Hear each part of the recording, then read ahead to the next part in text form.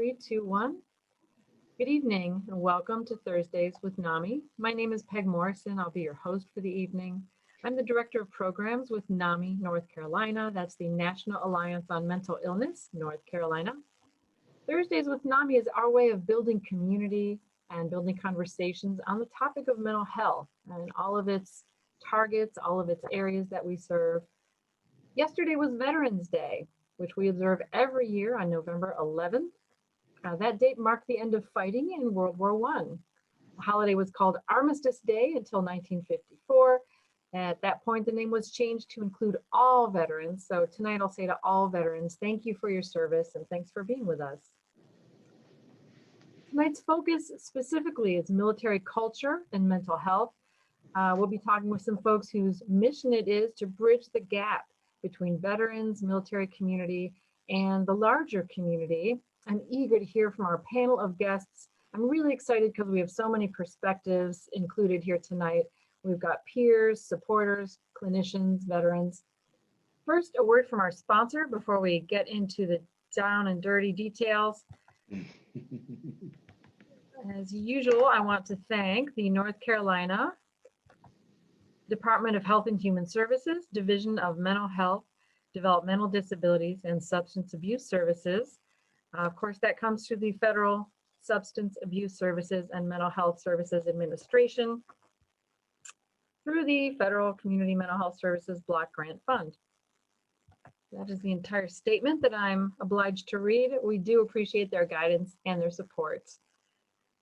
Okay, as usual, the first part of our show will be a conversation with our esteemed guests, followed by a brief video of the week, and then we'll take questions from you in our virtual studio audience.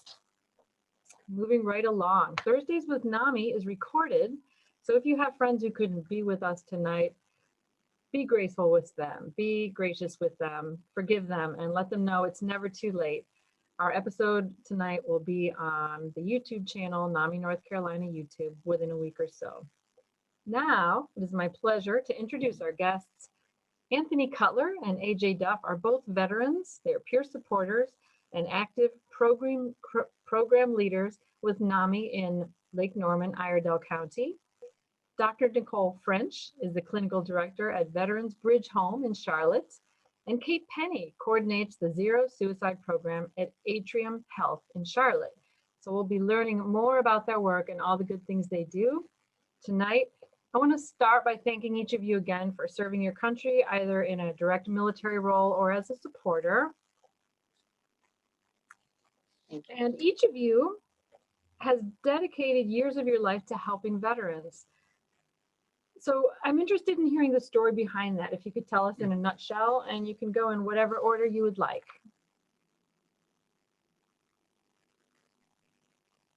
All right, I can start. Good, thank you. Yes, ladies first, please.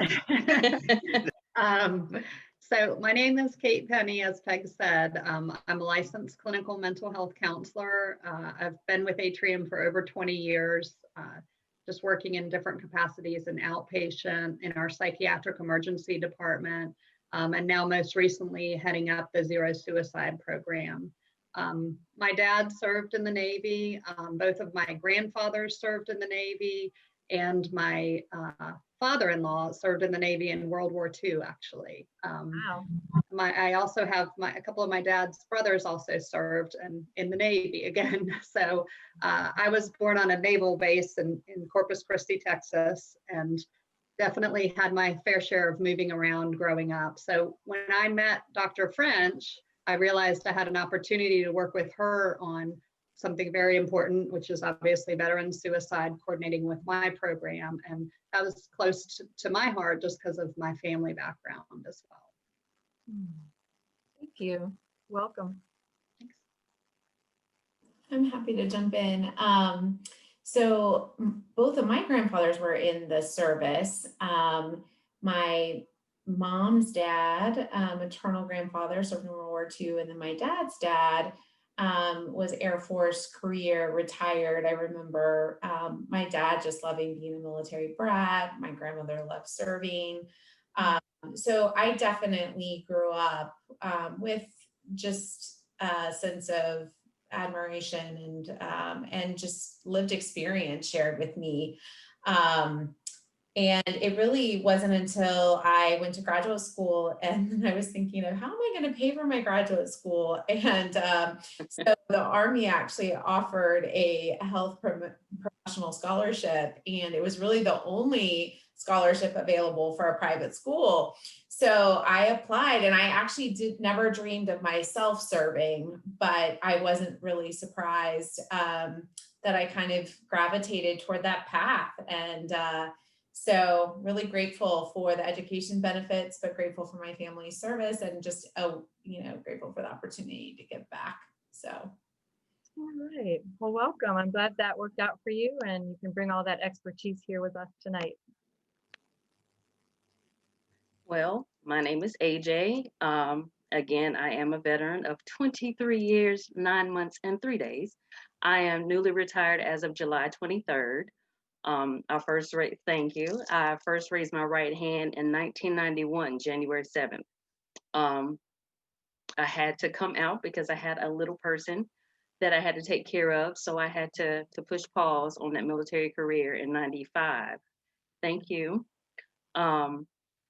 Came back in exactly 1 month before 9/11 and been in ever since until July 23rd.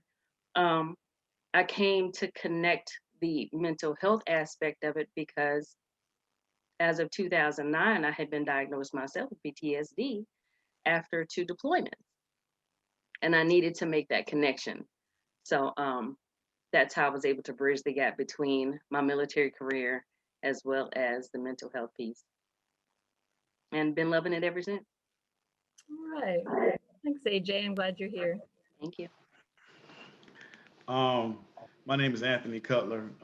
It's funny because my mom served in the United States Army, and I had a few uncles and that served both the Army as well as the Marines. I was the only one in my family that went to the Navy, and it was kind of ironic because, I was getting a lot of flack, from my community, from me going to school and me working. You shouldn't go into the military. And I just didn't want to be this guy, 50, 60, 70 years old, wishing that I had did it. So I went in late. I didn't go in until I was 29 years old. And by me going in late, I feel like it kind of hindered me from me doing 20 years. But it was definitely an experience, and it was something that words can't explain what joining the military does to you when you are fighting along people that you don't know anything about. But then when you come together and you just have that family feeling, that's the person that you're standing next to, die for you. It's just like it's like words can't explain it, and it's by serving in the military, by me being a peer support, it's almost like hand in hand because it's like it has to be a lived experience. People want to be in the military, but if you never served, it's kind of hard for you to really be able to, to really grasp the, severity of what you did and your commitment, and how, you fight for something that, that people don't even understand, and it shows you a different way of living, a different way of thinking about how we take for granted, the military protects us, when we are asleep, when we are working, when we are out on vacations, the military is still on guard right now, protecting us, our democracy and protecting us, our homeland, and it's like, it's just breathtaking to know that, you was a part of it for a little while. And, I'm just so thankful. And I tell people that if you don't really have, if you don't want to go to college, you don't really know what you want to do with your life, I encourage anybody, if you want to just do it for the first 4 to 6 years, just do it because it is something that you won't regret. It'll give you a different outlook on life. It would give you different values, it would just give you different things that you can't learn, and you can't learn in in the workforce, you know. And I Mhm. mean, I'm just glad and just thankful that I was able to serve for the 6 years that I did serve. So Well, thank that's you. my You're little spiel. segueing right. Yeah, you're segueing right into the first question, but I want to share too that I love your comment. You talked about how being a peer supporter and having to have that lived experience to relate to people, and so, and you brought up hand to hand. To me, there are a lot of parallels of mental health recovery and doing battle. Of course, I don't have experience with one, I just have the other, but it's sort of a long, hard slog, and it is a matter of life and death. And you don't know, you can't fully appreciate that experience and the difficulty and the lightness and darkness you can feel until you've been there. So I love that comparison that you made. So moving right along, that I thought I heard you make. Tell me about the work that you do, Anthony, starting with the basics. What is peer support and what makes it important? Um, to me, and what my job title is, it's like my sole purpose for going to work every day is to not tell a patient that we're right and they're wrong, but to meet them where they are and to just encourage them, let them know that in regardless of our mental illness or our substance abuse, we can still be productive and live a healthy and a happy life. And, you know, you know, we are just, play people to show them that it works. We're not unicorns. We're not like, we don't have this like majestic power. you know, if you put the work in, you can do it. I mean, you can actually do the things that we do. And some of us, I mean, sometimes you can even go further than what we do.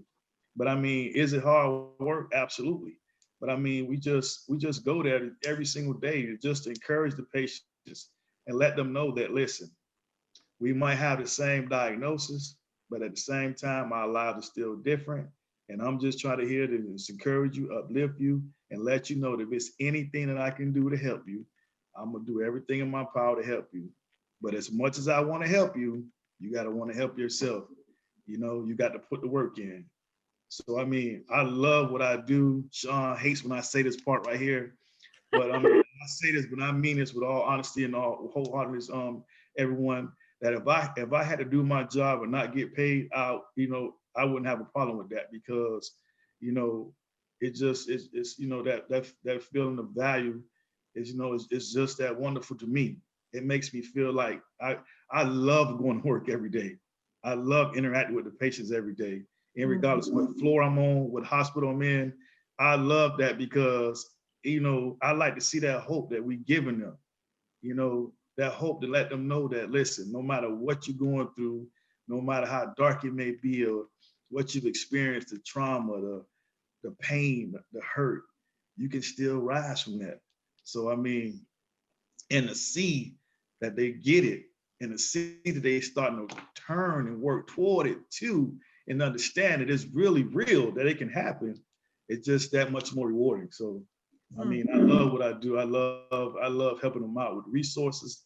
I love every aspect of it. So Right. that's what I do on a day-to-day basis. Yeah. Well, there is no better feeling than lifting someone up. So I was hearing a little echo there. Can you all hear me pretty well? Yes. Okay. So, and the Sean that you referenced who doesn't like when you say you would do your work for free, that's Sean Caldwell, the third of the three Yes. musketeers. your co-worker with AJ. So for those who don't know him, you should meet him. He's a fun person and a character and very knowledgeable. All right, AJ, you're next. It's been a heck of a year for the United States. Yes, ma'am. It seems like so many things are challenging: politics, civil rights, public health. Anxiety is up across the board. How are your local veterans coping with it? Well, from what I've been hearing, some of the resources that the VA provides has also been an asset. Just making sure they check in with each other, and making sure that they take advantage of all the resources provided them just by being a veteran. Some have been isolated, so doing more of the check-ins have been important to them. I've also tried to encourage the veterans that come in through Atrium to make sure that they get in contact with DAV, Disabled American Veterans, to see exactly what all they have in store for the veterans.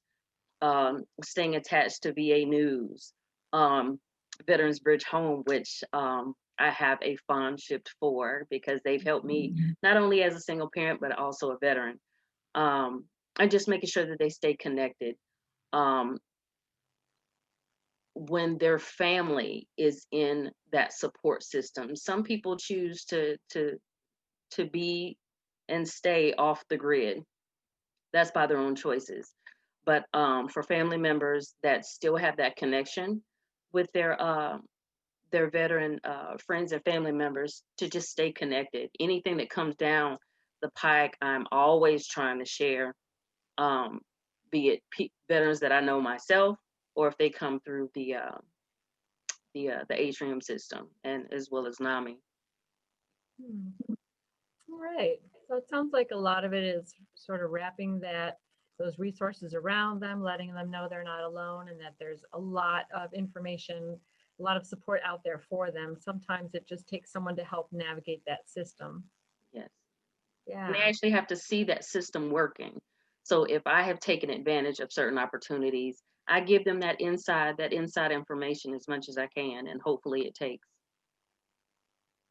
That makes perfect sense to me. It's easy to lose faith in the system when you don't have a guide, because it can be very fragmented. It's hard to get your needs met. But just meeting one person who cares about you and helps the pieces fall into place, yeah, it sounds like that's a great thing. It is. Thank you. All right. And Dr. French, you oversee clinical care at the aforementioned Veterans Bridge Home. It's a one-stop shop for veterans who are experiencing transition. What trends are you seeing there this year?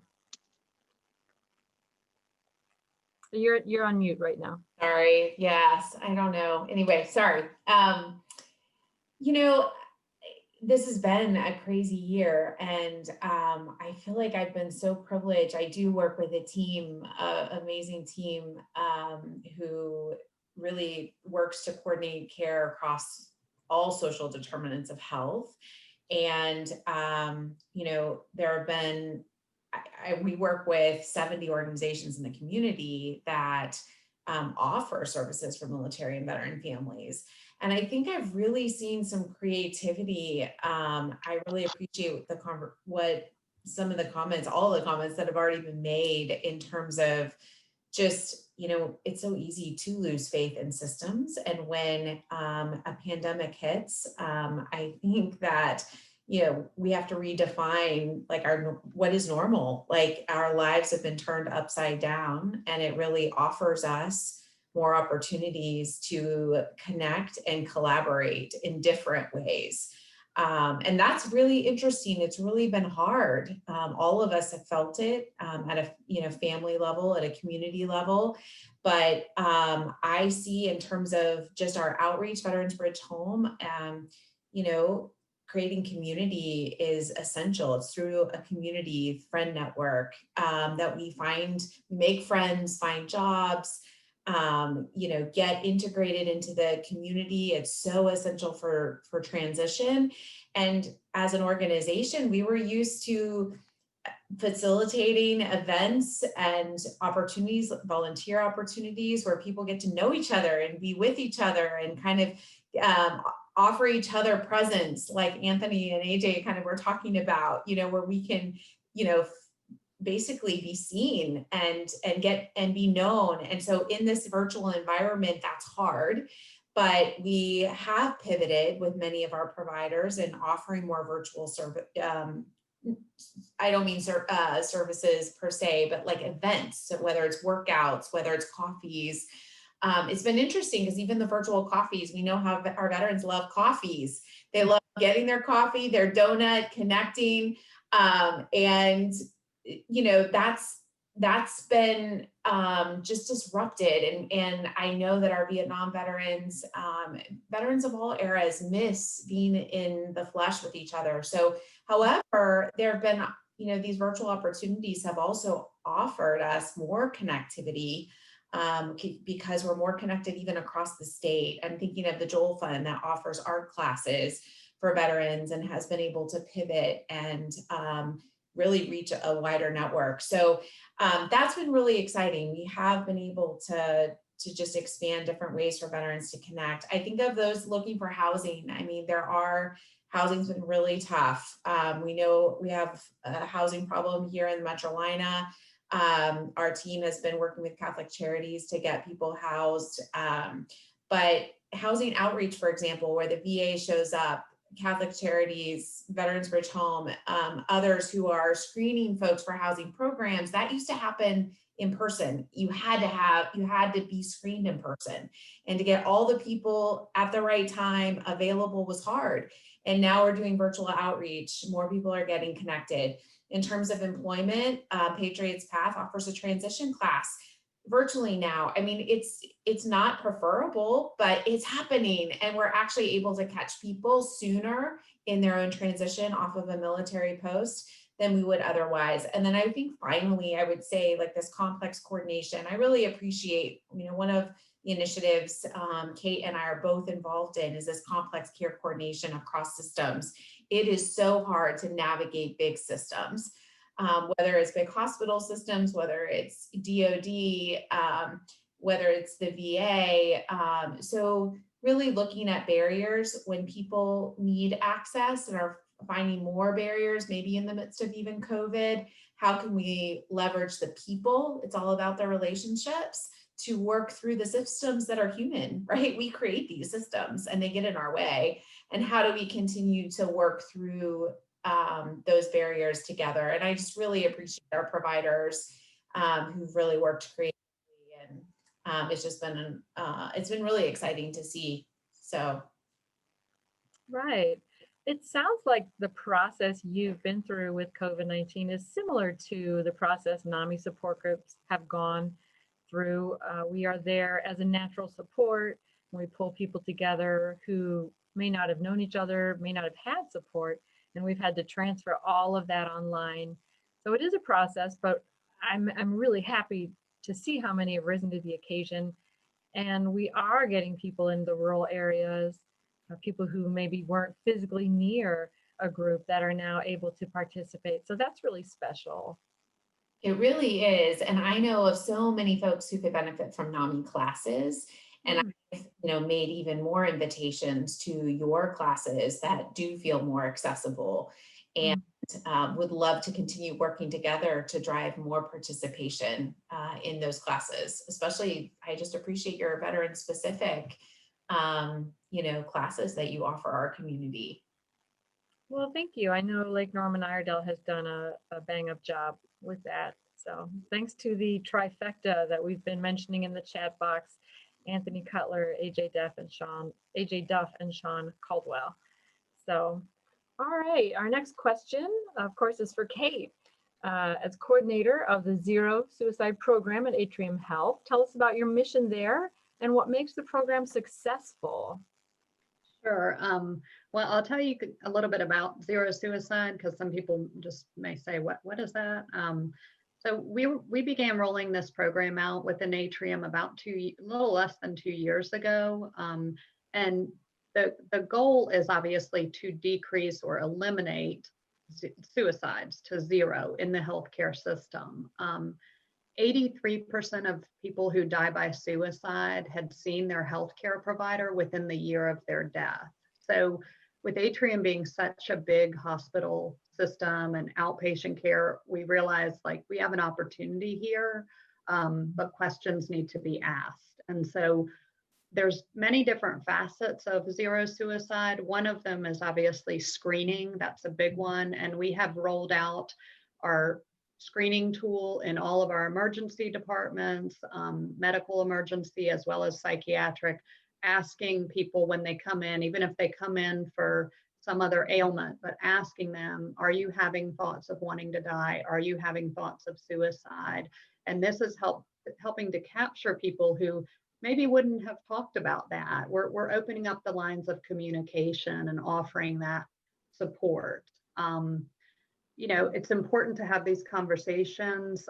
My supervisor, she's a nurse, and she says, you know, this is the fifth vital sign. Like, we ask people if they're allergic to kiwi or bananas, and we're not asking them about their mental health, about, you know, are you having these thoughts? So that's very important. It's very important to address that with our veterans. They've devoted so much of their lives to our country, to service for others, and we need to serve them by asking these questions. Another big part of the program is training, helping our teammates, the people we work with, go through various trainings. I went to graduate school a number of years ago. I never had a class in suicide prevention. It wasn't really talked about. And so we're starting to roll out more trainings for everybody in our system, people who work in our cafeterias, you know, so they can recognize they interact with our patients. Everybody there interacts, and we want to make sure that you recognize if someone's in a crisis. And so another part, my favorite part personally of the Zero Suicide program, is the pathway that we've created. And so this is where I've gotten to work with Anthony and with other people at Davidson. And so basically, when people go into the hospital for a suicidal thoughts or a suicide attempt, if they're determined to feel like high risk as they're leaving, they'll refer them to myself, and I have a nurse that I work with. And the two of us will make follow-up phone calls with them, send them caring cards, caring contacts, just reaching out. This work has been incredibly important during this time, during COVID, reaching out to people who are isolated. Some of the people that we do get to interact with are veterans. I've made referrals to Dr. French, to her programs, and she's coordinated with me on veterans who end up at Davidson. And it, like she was saying, it's really important because it is hard to navigate. It's hard to know where to turn, who to ask for help. Atrium's a huge system, and people don't know where to start. So it's been great to just branch out into the community as well. But yeah, my favorite part is the reaching out, the following up with people so they don't fall off the grid or fall through the cracks. Like, let's wrap our arms around these people who have suicidal thoughts, veterans who are suffering with PTSD, and let's make sure that they get the help that they need. I love those thoughtful follow-ups. I'm sure it's so easy to feel when you come in and talk to someone. I'm one of hundreds of people that you're seeing every day, possibly. But that follow-up, that's individual to me, that would really make an impression that, you know, this person cares and they're interested in where I'm going after I leave the office. I think it's also worth repeating that it's important to ask the questions. Are you having thoughts of suicide? Do you have a plan? There's that old myth that you're going to put the ideas in somebody's head. Right. That is not the case. If someone's having those thoughts, you're not going to implant them. That's not how it works. And they're probably going to be very relieved and grateful that you cared enough to ask. Exactly. Yes. Yeah, we emphasize that a lot. It's really important to have that conversation. That could be the connection that you make with someone, and they realize, okay, I can share where I'm really at right now because I'm not doing well. And that's so important. Right. Well, thank you for that. All right, back to Anthony. One of the challenges with mental health, and I think with military culture in particular, sometimes people do not want help. They don't want to admit, they don't want to tip their hand in that way. What would you say to vets who are suffering but won't get treatment? What message do you think they need to hear? That's one of the challenges that I sometimes have to go through by being impatient is that. And the only thing that I try to do to help encourage them and help them out is to just let them know that things change, because a lot of why they feel the way they feel is because they feel like they've been let down. They feel as though people don't care about them. They feel as though someone has probably lied to them or whatever the case may be. But some of those things that they're saying is true. But you know, with anything, with all things, you have to be persistent. And that's one of the things that we learned by being in the service is that you have to keep on fighting. If one door closes, you got to go to another door. And I think what aggravates them so much is the fact of they don't want to keep fighting because they feel like I fought already. Why do I have to keep fighting? And that's when I try to do everything I can, not only as a veteran, but then as a peer support too, to try to comfort them and let them know that sometimes we do have to work a little harder, but we also have to just continue beating down those trees because, I've helped veterans that come through the hospital who've been trying to get disability for years. And I've been able to like connect them with people who can actually help them immediately. And they like, they look at me like I'm like a messiah. And I'm like, no, I don't, I'm just a regular person like you, but I listen to resources. I listen to people, and I had to be fearless in what I'm trying to do to try and achieve what I need to get to. It took me close to 18 years in order for me to get my 100%. And that's a long time, especially when you're going to the VA for your medical assistance, and you still have to go through all this to get it. And it becomes frustrating. And a lot of people don't want to do that, pay. They don't want to take that time. And it's like they have to deal with not only what they're suffering and dealing with, but also day-to-day life still. And it's very hard and it's challenging. So I mean, I just try to connect them, and I just try to let them know that. And some of them they don't want to hear it. But I'll still give them a card, and I'll still say, listen, if you ever feel this way, you can always go to the Veterans Affairs office in any state, and it's all free. And I let them know that even if you're an honorable or a dishonorable vet, you can still go to the VA hospital for free. Don't listen to what people tell you. You can always go to the VA hospital and receive health care free. Now, they might send you a bill later on down the line, but they will not turn their back and say, well, you can't come here because you got dishonorably discharged, But again, people don't, because people say things that's not true because they had a bad experience or because, it's someone in their family probably, but they don't always tell you everything about it. They only tell you bits and pieces, and I just, the VA is not 100% guaranteed, but it's like anything else. It's gonna have its flaws. But we just have to be persistent in what we're trying to achieve and we're trying to accomplish. And myself, AJ, and Sean, as veterans and as peer supports, our main goal is just to say, listen, whatever happened last week, last month, last years, or whatever you've been dealing with, we're gonna work on it today. And whatever you've been dealing with, and that's why I love when I found out that Nicole, Dr. French was actually, she had a transition to Veterans Bridge Homes. I have a few contacts with them that I can call directly, and we can engage and put some of the veterans that's leaving our hospital with Veterans Bridge Home directly. And they have never turned their back or said, Anthony, we can't help this person. I mean, they try to help every single person where we refer to them. And I mean, it's amazing because people don't know about these contacts. People don't know about these resources. And I mean, that's one of the reasons why I love going to work. It's because, it's so many different resources out there that it blows your mind how many different resources it is. And we close our ears and our eyes to it because we listen to, people saying stuff that's not true. And also, we have to be honest, man.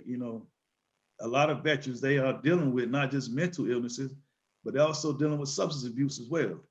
And I mean, it's a real fine line because they want to help with the mental part of it, but when it comes to the substance, they don't really want help with that because they're still hurting, and we don't want to treat. They don't want to treat that right then because it's comforting in them, and they feel comfort, so they want to hold on to that, And I mean, we just have to encourage them. We just continue encouraging them and show them that, hey, listen, this health, this health, the mental illness and substance abuse, it goes hand in hand. You can't just work on one without working on the other, And I mean, I know you don't want to hear that, but I mean, I'm sorry. That's just the hard facts and truth, And I mean, sometimes they don't like to hear it, but then you have to remind them, how is what you're doing? How is it working for you?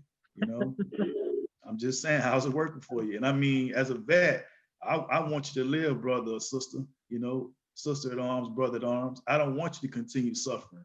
I don't want you to continue saying that people don't want to help you, because they do.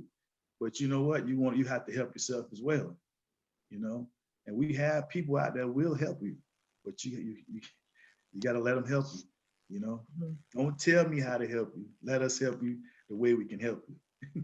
Right.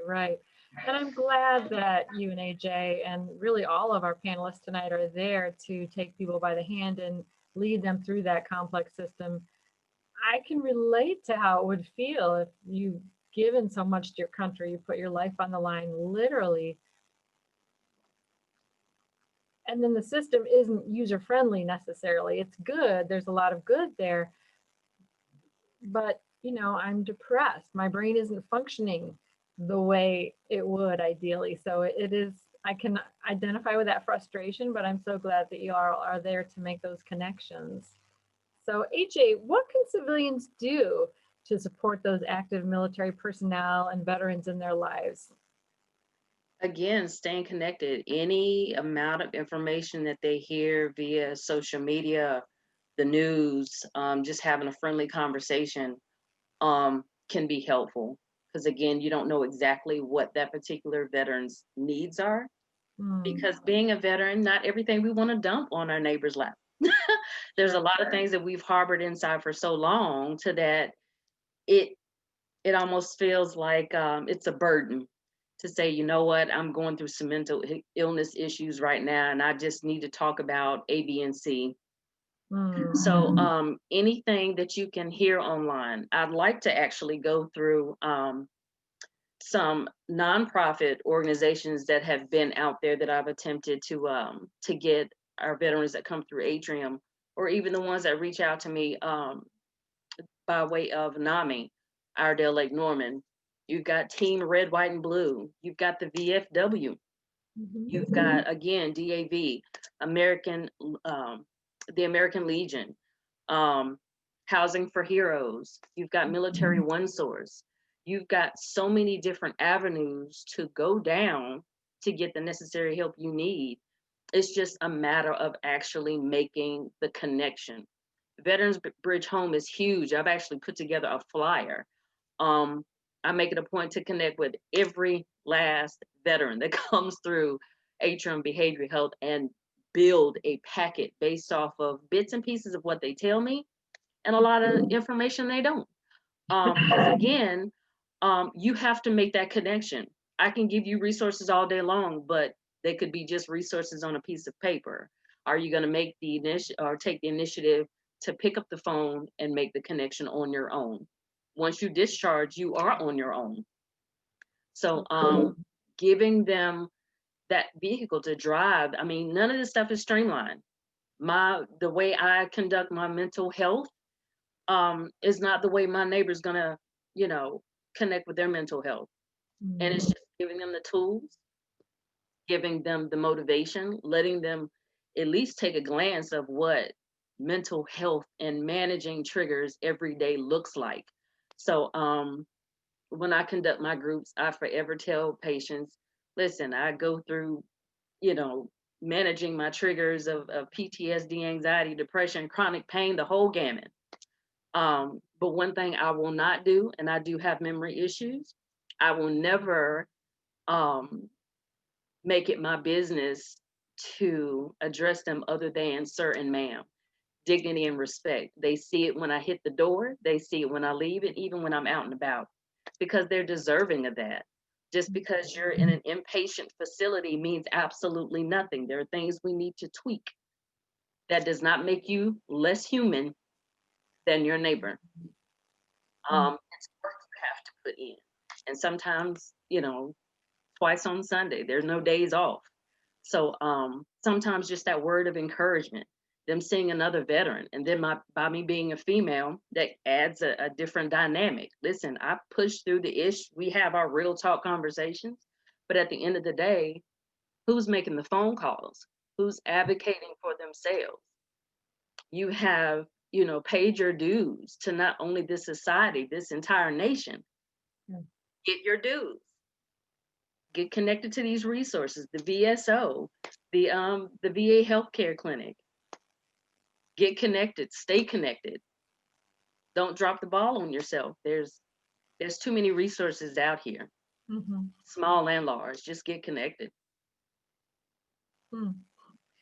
I love your emphasis on respect, because if there's one thing that can turn someone off and sort of put a stop on any good that may have followed, it's just those small moments of disrespect that uh, probably aren't intentional. Just sort of you get in a comfort zone, or you're distracted or preoccupied and forget to say sir or ma'am or please or thank you, and the person might feel taken for granted immediately or talked down to. And the more we can lift people up and let them know that we are honoring them and their experience, that we hear their song, the more that's going to open the door for those recovery conversations and that foundation of trust. So thank you for emphasizing that. I mean, they're a little bit too used to being talked at and talked down at. So again, once they come to our facility, it's a completely different dynamic, and some people don't even know how to receive it. Mm. Yeah, maybe they're baffled by it initially. They are. Well, I'm glad they find you. So, all right. Dr. French, you've been involved for several years with a state organization, the North Carolina Governor's Working Group on Veterans, Service Members, and their families. How would you describe their mission and their work? Well, I put a link in the chat with some trainings that came out as part of one of the challenges of the Governor's Challenge. Because I think one of the primary missions is to grow expert companions across the state.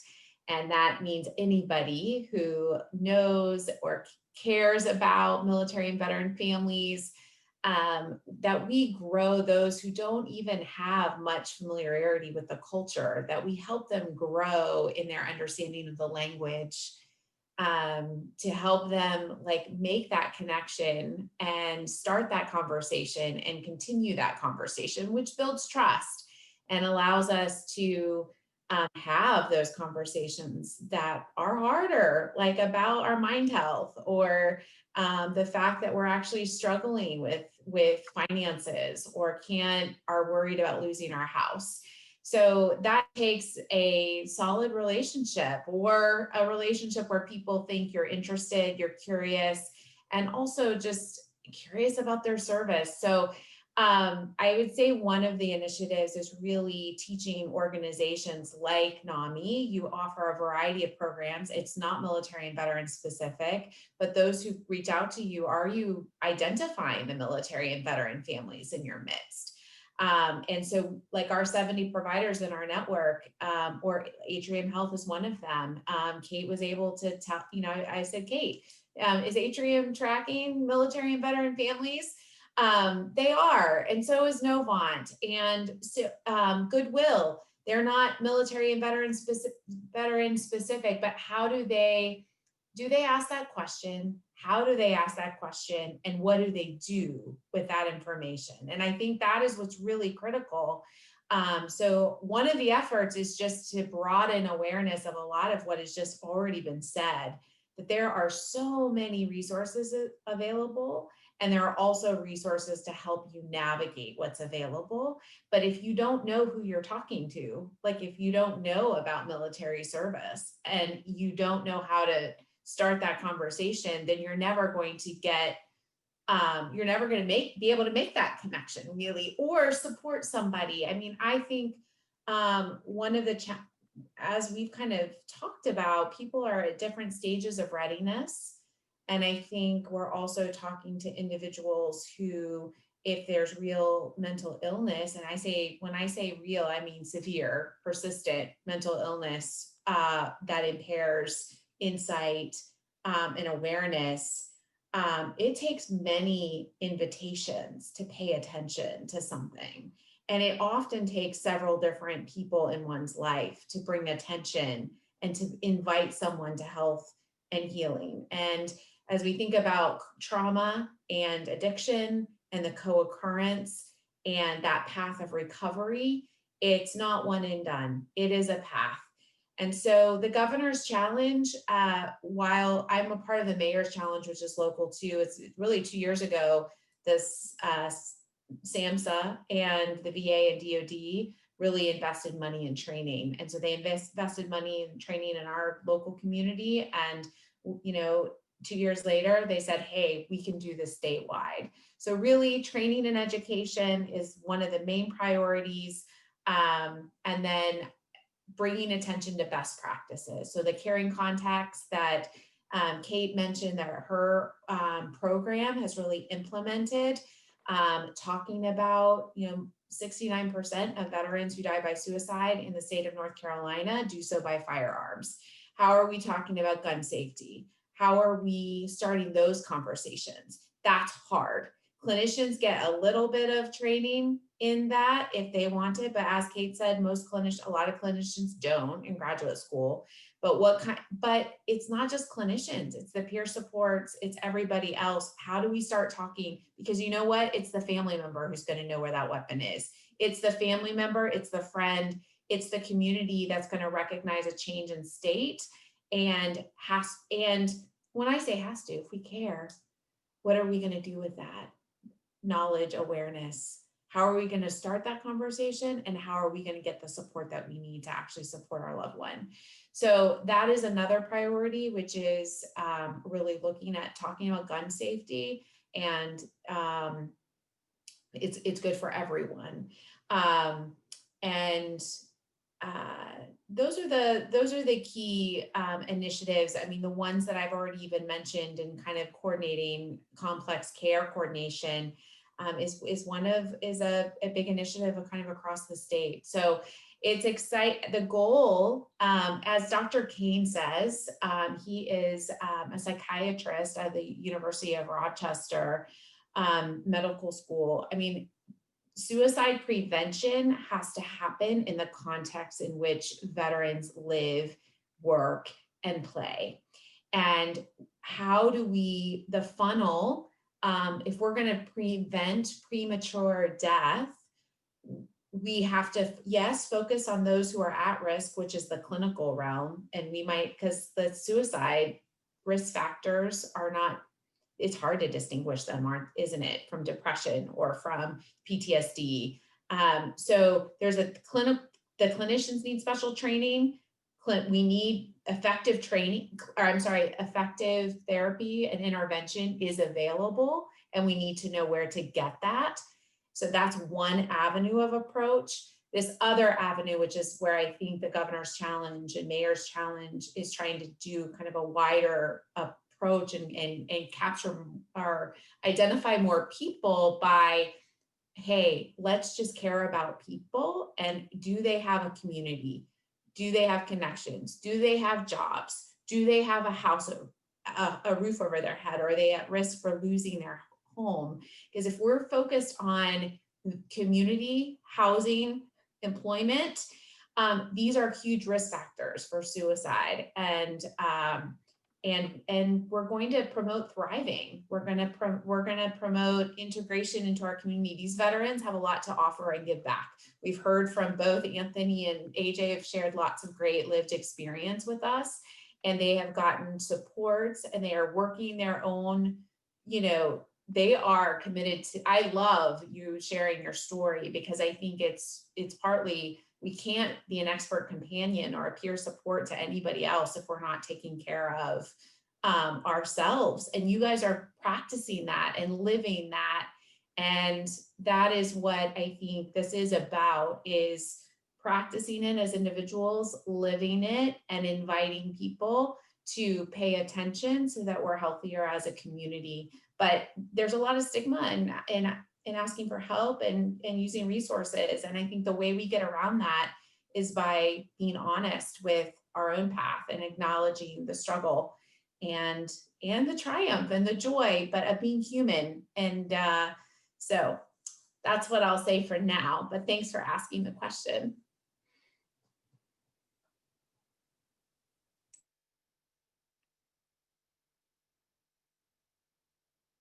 Sorry, Peg, we can't hear you. You're on mute now.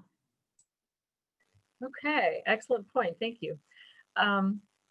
So many positive messages in what you said. I love your comment about people thriving, about role modeling and sharing your story, and how that's such a great way to open the door and work against stigma. So thank you for that. And our last question goes to Kate.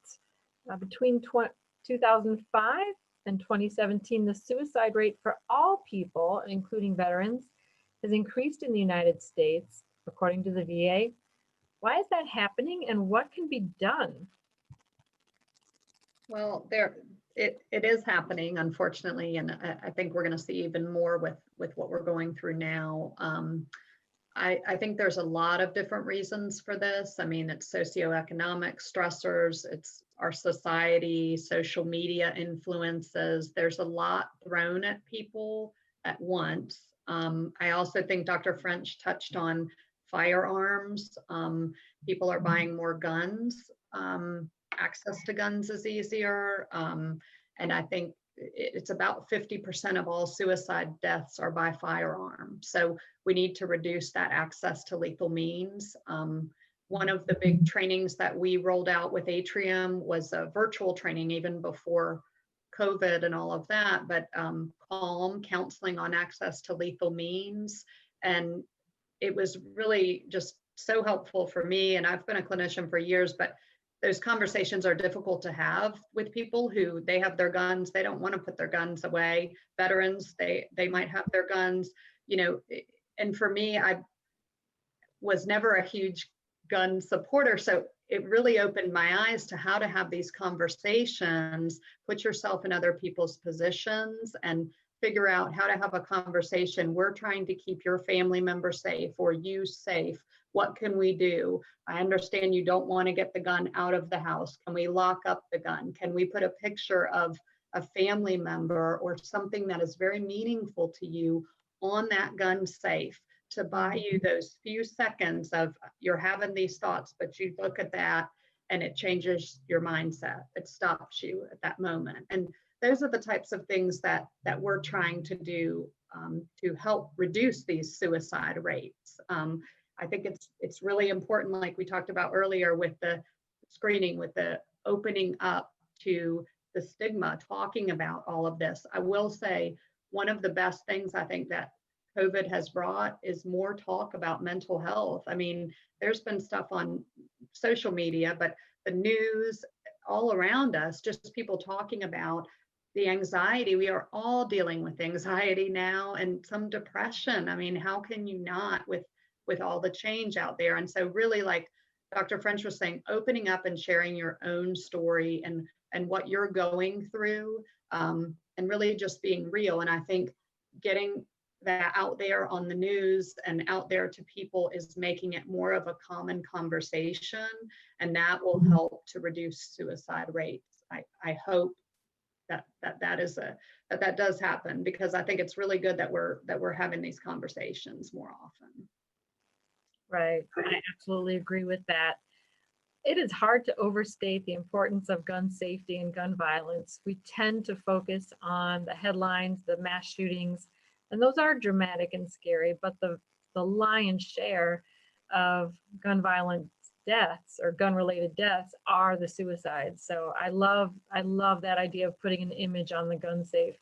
Just have that, help that person shift gears and focus on a reason to keep on, and that person that they love a good reason to stay alive and stay with them. So thank you for that. We spent some really good time on that interview, and we've covered so many good points. Now we're going to take a quick break and check out our video of the week. First, as always, I want to give a big shout out to Gail Pruitt, who's our psychiatric nurse. She's helping out on the chat box tonight. Eddie Simmons, our amazing tech guru intern, and executive director Gary Kreitz, who's just always there being supportive. So thanks for that. Our video of the week tonight features our NAMI North Carolina mascot, Roxy Morrison, who is back by popular demand. Sometimes our videos are educational or related to the theme. Sometimes they're more for fun. So this one will make you smile.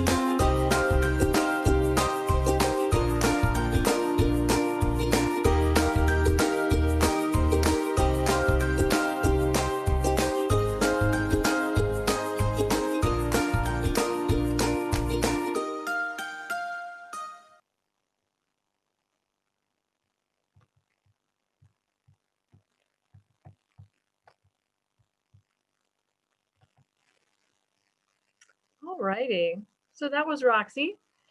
And now, virtual studio audience, it is time for us to look at your questions. If you're newer to Zoom, you can type a question into the Q&A box by clicking on the Q&A icon on the bottom, sort of towards the left of your monitor. Type your question and it will magically be delivered to us. We've got quite a few lined up already, which is a good thing. Okay, panelists, this is number one. What are the differences between the mental health needs of those deployed in areas of conflict versus those deployed in non-combat zones or stateside? I'm happy to start the conversation. A great question. You know, there is a difference. Those who have deployed in a combat zone, number one, I think are going to feel have even more identity and attachment to the unit with which they trained, deployed, and returned. And I don't think that can be underestimated, because that is, in a way, what we talk about when we talk about tribe. You train together, you train to come back home together, you lose beloved men and women in uniform when you are in a combat zone, and there is grief and loss that I think we're getting to understand better. That is separate from a diagnosis of PTSD, that is separate from depression. And I think we need to better understand that and the grief work that needs to be done as a part of healing. It is important to know if someone deployed to a combat zone. I myself, deployed to Iraq in 08, 09. I was there when there was an uptick in violence, and but I was in the international zone, one of the most secure places you could be. I had access to amenities that so many others didn't have. I did go outside of the wire a little bit. We did have some incoming. We lost 3 people in the international zone when I was there for 11 months. It was scary for many people, and yet we had cement buildings. We had we had a lot of, it's important to understand context, as opposed to, the joint security, the JSS, which was off literally probably an hour's drive, which I would visit 100 guys on top of each other, literally going outside of the wire every single day and being exposed every single day. So while my experience is unique, everybody's experience is unique. And as you kind of get to know someone's story and understand trauma, it is important to understand what unit did they serve with, where were they? And those who have deployed to combat zones, they're following their own. we have higher suicides in units that experience more losses. And it is important, the VA and DoD is tracking some of that and trying to provide targeted interventions for these units who are suffering. So that's real. I think you also have people who have combat trauma, but also childhood trauma, and that's complex trauma. Not to say that more than one, combat trauma can be a significant burden, but as you're looking at healing and the trajectory, intervention works, but complex trauma, it's a longer road. And it's important to understand the different there, how it shows up together. So military trauma or moral injury can be exacerbated, let's say, when you've experienced childhood trauma and haven't, when trust has been eroded from a young age with authority figures, let's say. So those who are stateside or who've been, let's say, in Kuwait, there are a number of people deploying to Kuwait. I will tell you, I was in Kuwait for 10 days before I got to Iraq and 10 days on my way home. It is the worst place I've ever been. It is miserable. There's no color. And I say that, and I was like, I can't believe that I am much happier in Iraq, in a war zone where it's more dangerous. And there was a little bit of green. There was, but I had a mission in Iraq. In Kuwait, I was just waiting. And it's the worst. USO may offer movies that you can watch. Otherwise, you better have a book to read. You're working out, but it is 100 degrees. Everything is brown. There are, sandstorms. It's miserable. Your quality of life is, so it's interesting to see how even environment impacts one's mental health. I was suffering during that time, but, really in comparison, I was safer, and I had what I needed in terms of the basics. So I think that stateside deployment, you're looking at separation from family. You're looking at not being there for significant life events.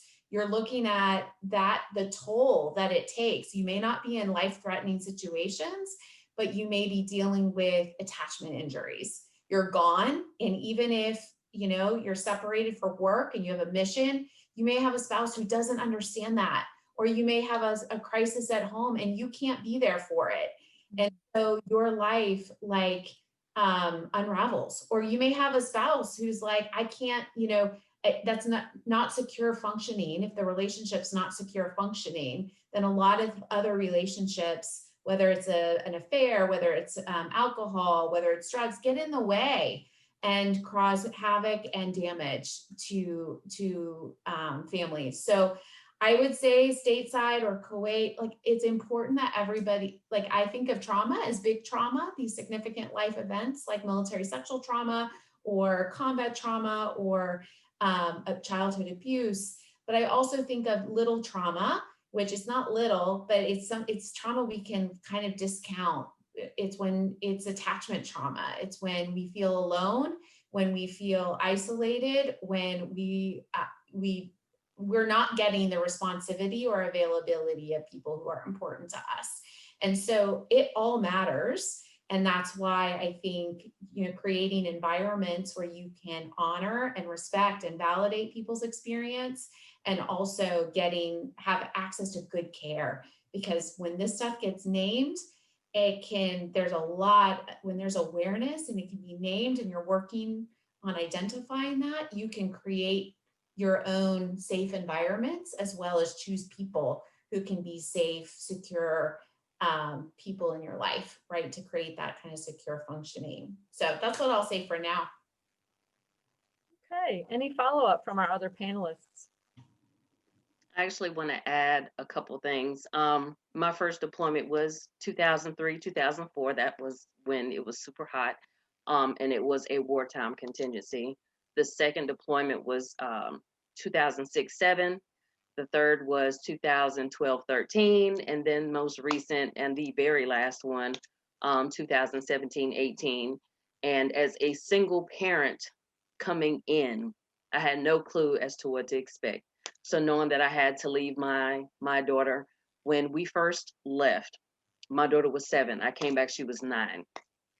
So Wow. time had to somewhat, in a sense, stand still.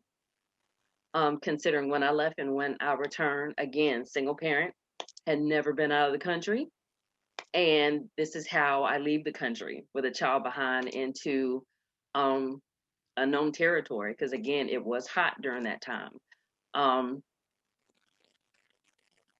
Anxiety and depression does this horrible dance.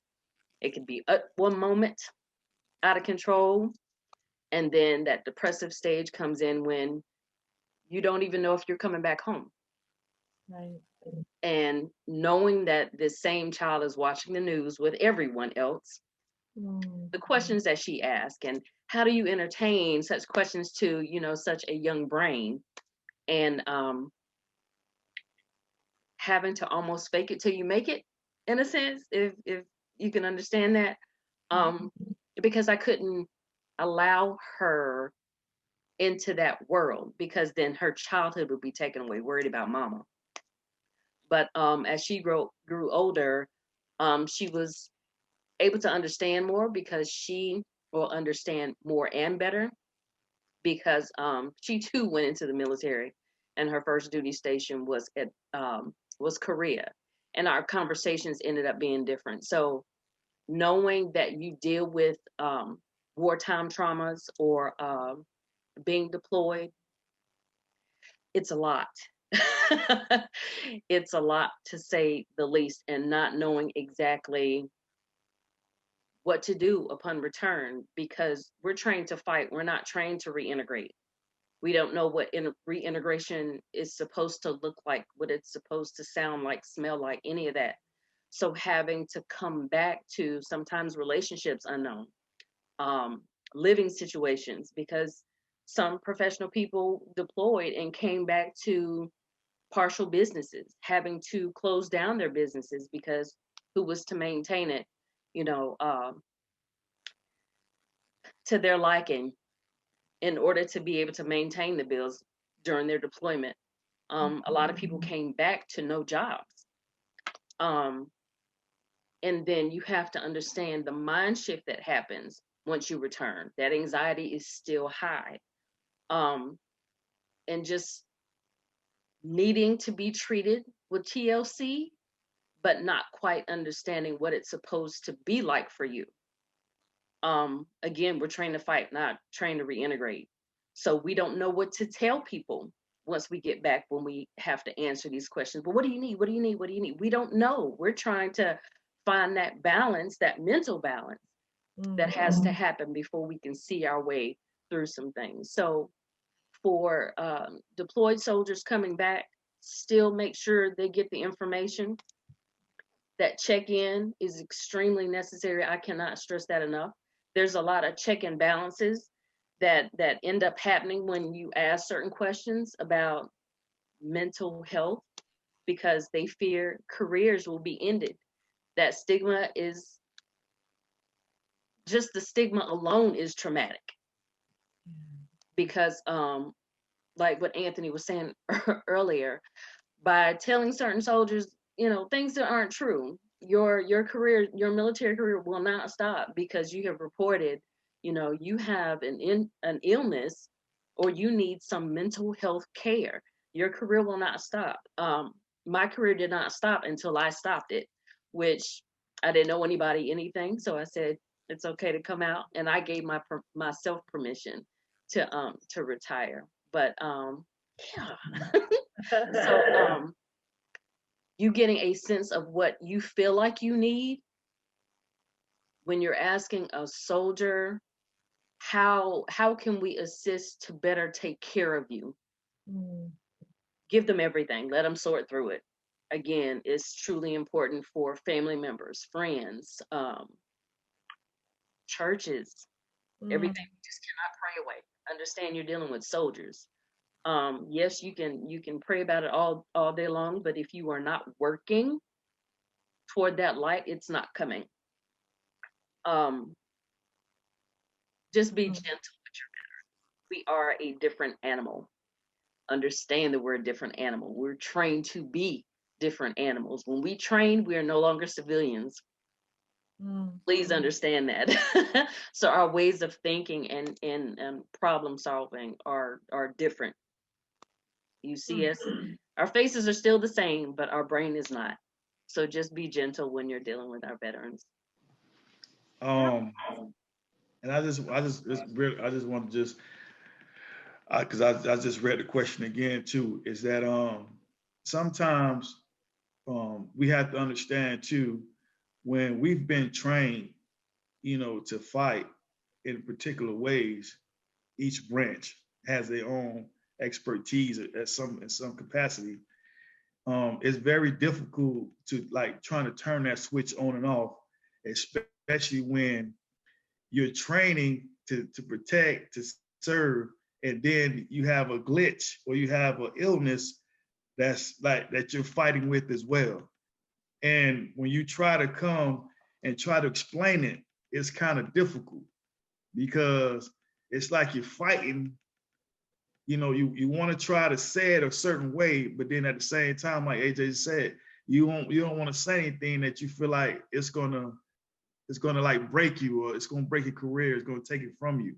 Because if that's what you want, that's all you know, and that you feel like you still have so much to give, you don't want to do that.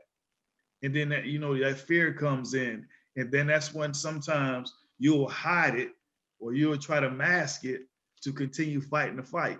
Right. While you're still suffering inside. Mm-hmm. And then as you're fighting the fight, it's actually making the whole situation that much more worse, because because you're doing things, you're seeing things that like you can't even like words can't even explain it sometimes. And it's like you have to try to compartmentalize these things, and it's very difficult because, like AJ, we get trained to protect, to serve, and to fight, and we don't get trained to come back home and find a job and love our wives and love our kids. That's not what they train us for. They train us to fight and defend until you don't have no breath inside of you. But it's hard to try to do that, and it's very difficult. And it scares me sometimes when we do have soldiers that come in that's still enlisted and they have to go back. And because of how the world is, they're trying to mesh with what they're dealing with personally with their orders. And it's very hard. And like AJ just said, we just really had to just listen to them, but more importantly, just support them as much as we can, and that's really, we just have to listen to them, not just hear them, listen to them, and sometimes it's difficult because as a human, we're so programmed as human natures to try and fix things and fix people. Sometimes you just can't fix things. You just have to just listen and just be that soundboard or just be that comforter. It's not always about you fixing it. Just listening, just hold on, just care for the people. So, sorry, go ahead. Yeah, I'd like to. We do have quite a few more questions here. If Kate, if you don't mind, we'll send the next question to you, but we will move on. So this one is, do you help veterans involved in the criminal justice system for diversion to veteran services or veteran courts? I have not personally, and Dr. French, I don't know if you can expand on that, but yeah, I personally have not. So we do, there's not a treatment court, veterans treatment court here in Mecklenburg County. I really hope that we will get one, but we don't have one right now. I work with Tommy Riemann, and some of you may have heard his story, but he's a Silver Star and Purple Heart recipient and really benefited from Harnett County treatment court several years ago. and it was life-giving. And if any of you are interested in staying tuned in to the governor's working group, it's the fourth Thursday of every month. It will start again January 2021. We're wrapped up for this year, but they highlight a variety of programs across the state to include the Veterans Treatment Court. And it's amazing what the testimonies I've been able to hear. So we don't have one here. However, we have, like, the Center for Community Transitions is a nonprofit here in Metrolina, and they have a variety of programs. So we've absolutely assisted veterans who are dealing with whether they're coming out of incarceration and transitioning into the community, or there are some barriers to because of their criminal record for employment or healthcare. The Center for Legal Advocacy does expungement clinics, and the VA has expanded its eligibility for those with other than honorable discharges. There's a whole process that one can go through to actually have those discharge paperwork outcome kind of reviewed. So we need to encourage people with OTHs to stay on the path of healing. And I say not just OTHs, but those who are involved in the criminal justice system. There is hope. There is intervention. There is treatment. So we absolutely will work with veterans. Want to work with these veterans. This is what the community is for. Is working with. Through barriers, and may they have hope, because there are providers here. And I just think of CMPD working with mobile crisis and wanting to make sure folks get connected to treatment. We really have wonderful providers who want to work together. All right. And if anybody has any concerns regarding legal, look into the National Veterans Legal Services. And that can also be found if you are subscribing to DAV, Disabled American Veterans. There is a section, I cannot remember exactly what section that is, but there's so many resources for pro bono work that people are volunteering their services. So going to the National Veterans Legal Services. Very good. Anthony, did you want to add something? She hit it. I was about to say she hit it. Darn her. That's okay. I told you we That's have an good. awesome dynamic as three. We do. We really do. It's kind of scary almost, to be honest with you. Yeah. Well, I love this panel. There's just like a rich wealth of experience here. So thank you all again for spending your evening with us. A few more questions. I'm thrilled that all the questions are coming in. This one is directed to AJ. You mentioned providing motivation to pursue mental health care. I know it can be hard to bolster motivation before someone reaches a crisis. What are some tangible steps you take to increase motivation to get help among peers? First off, I would tell you to revamp your network, revamp your I was about to say solar system, revamp your support system. If you have had issues with certain people in the past, they cannot be a part of your support system. Revamp. Sometimes it takes you redoing the entire thing and starting from scratch, because we tend to have judgmental people in our circles. And as soon as you utter the words mental illness, people scatter. Well, I don't know what to tell you to do. Start fresh. Start with people that have, that are just completely non-biased, that are also goal-oriented as far as that mental health balance. Support groups. NAMI, I came to NAMI during my last deployment because I knew for myself that I needed something else. Because again, you cannot always reach to family. You cannot always reach out to to familiar faces, because they don't know that side of you. They have not come to be introduced to that side of you yet. So a strong support system outside of the familiar would be awesome. Getting, again, I cannot stress this enough, getting connected to these new programs. Sometimes you come up on programs that have been in existence for years, and they've tweaked it just enough to I guess acquire a different audience. I know I have been all up and down the 360 wellness through the VA clinic. I promote that every chance I get, because not only do I deal with mental illness, I deal with, you know, the physical side of it. They have acupuncture, they have pain psychologists.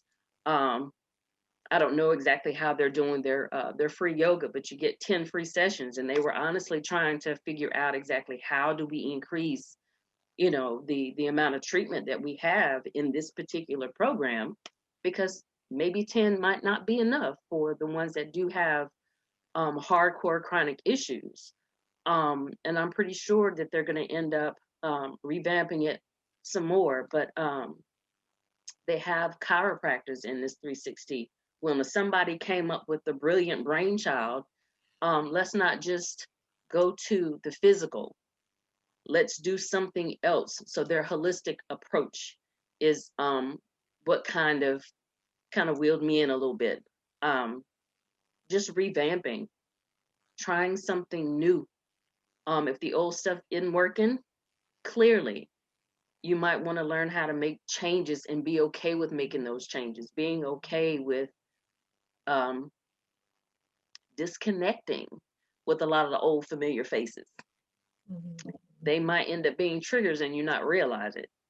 And maybe they are that hindrance that you don't realize that you've been connected to this whole time either.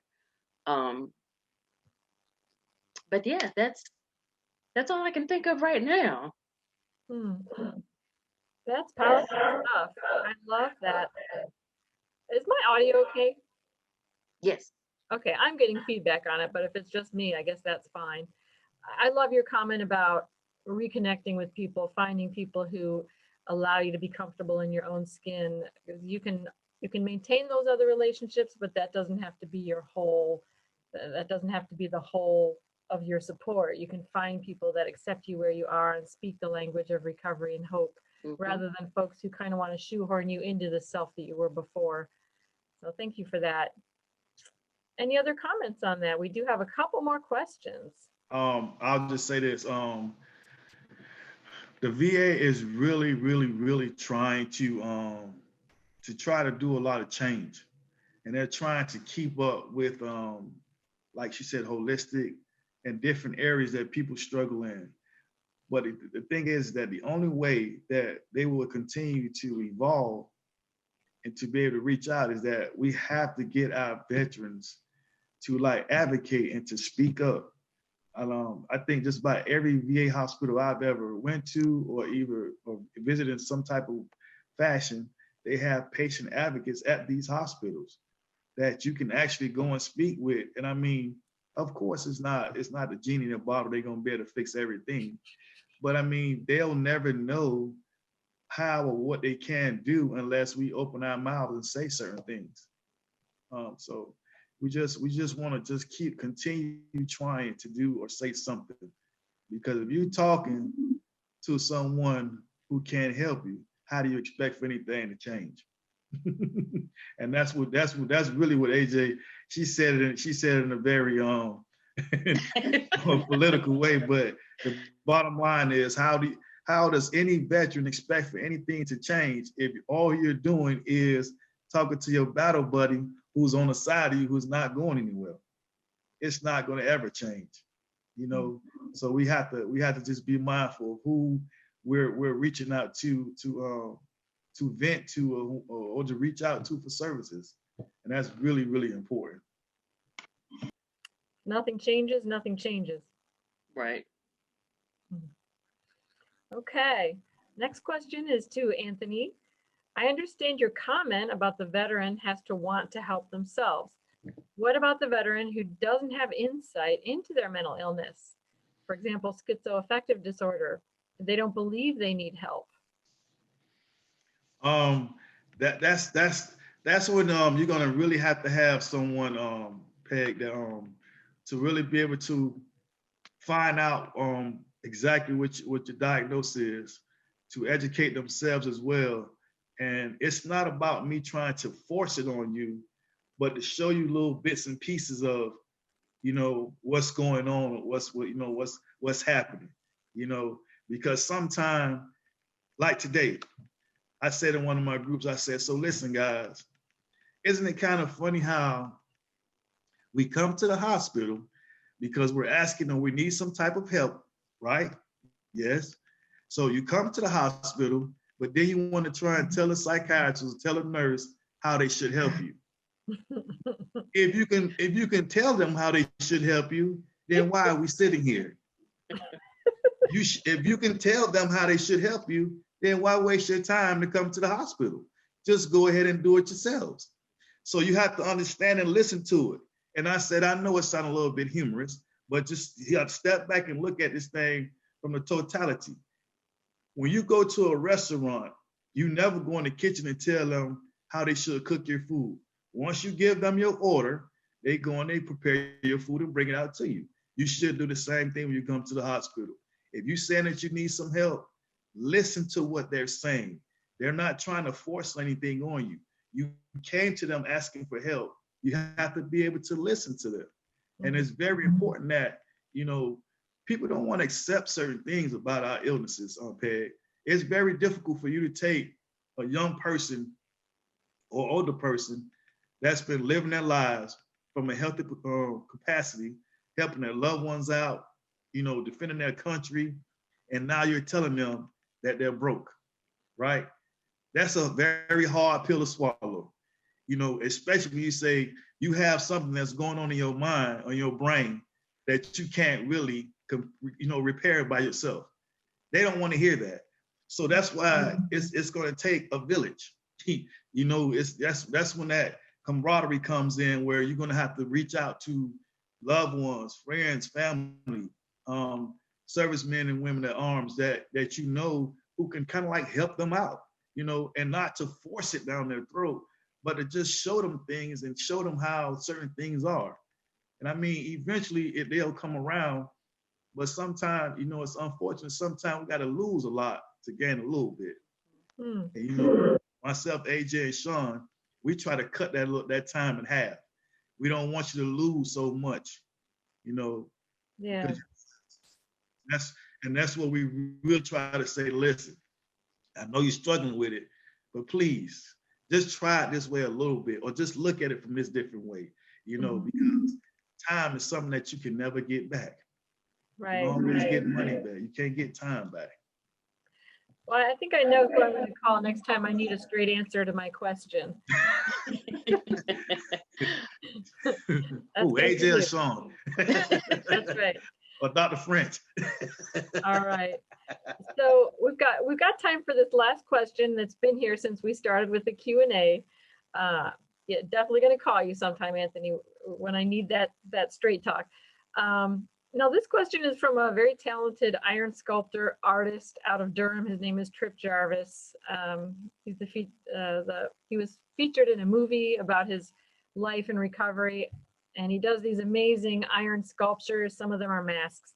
And he wrote, can a group art activity such as sculptural iron casting serve to reestablish or help the community that veterans feel for each other? I'm hearing an offer in there. I don't want to speak for Trip. And would including underserved youth in the group create additional meaning? I'm kind of smelling a partnership here. I think it'd be, I love the question. And yes, I love collaboration and partnership and trying new things and seeing what happens, and getting feedback. I mean, we know art therapy is beneficial for individuals all sorts of art therapy. So anybody attracted to that, I think it would be such a great opportunity to express oneself. And in a group setting, you have individuals who are showing up and want to express themselves and engage and participate, and the conditions can be set for learning and for expressing. I mean, I think it would be interesting to have an instructor. I've seen instructors, let's say writing instructors, paired up, or art instructors paired up with someone who understands military culture competency. So maybe it's somebody from the VA, but who can introduce, who can help the instructor who may not have any military experience, and they kind of pair up and they create an environment where, you know, service members or veterans and family members can talk about their story. So, and then in terms of the youth, I mean, that would be a separate, I think, initiative. I think I would think that that might even be beneficial for military veterans. Like, I could see them as mentors in a way, if they're further along in their recovery journey and they're able to show up for the youth who are trying to express themselves, and they're kind of working together. And I love it. Lots of ideas. Right. I will be happy to connect all of you after the program by email. Thank you for that question, Trip. That's a really exciting prospect. So I want to throw a plug in for Atrium Health, for Kate. I know Kate probably saying I definitely don't need nothing else on my table or plate but this. But what would be a good idea too is to probably see if we can try and incorporate that in along with Atrium, to try and see if we can do that with Atrium Health with veterans, and how we can try and see that we can collaborate that too with Levine's Hospital as well, with the Children's Department at Levine's. Yeah, I've been working with a group with people at Levine, some of the doctors there and psychologists. They've coordinated with behavioral health just here recently. We've done a Facebook Live event for children and adolescents because of COVID and being at home, you know, kids not going to school, just the increase in depression and suicidal thoughts that are coming into the emergency department. So yeah, we're all kind of coordinating together. So anything like that, that's a great idea, Anthony. Yeah. all right, fabulous. And it is it's a lot of welding. It's like very technical. I want to say manly, but that's probably not a politically correct way of putting it. It's a very unusual art form. It's very cool, and Trip is amazing. That is all we have time for, panelists. Thank you so very much. This has been a fascinating discussion. It's exceeded my expectations, and they were quite high. So thank you, Anthony, AJ, Kate, and Dr. Nicole French, so much. This is the end of our 90 minutes. It has flown by. We're actually at 93 minutes. Oh my goodness, we're running a little late. I hope to see you all next week. We'll be looking at the issue of self-harm. What kind of emotional pain is so intense that hurting one's own body brings a feeling of relief? We're going to take a look at that and talk with one brave survivor and also an experienced clinician to dive deep into that very relevant subject. Please be well in the week ahead. Remember to social distance, go where you need to go, do what you need to do to be safe. Thanks, everyone, and have a wonderful evening. Thank you. Thank you. Take care of yourself. Thank you. Great show, all. Good night. Good night.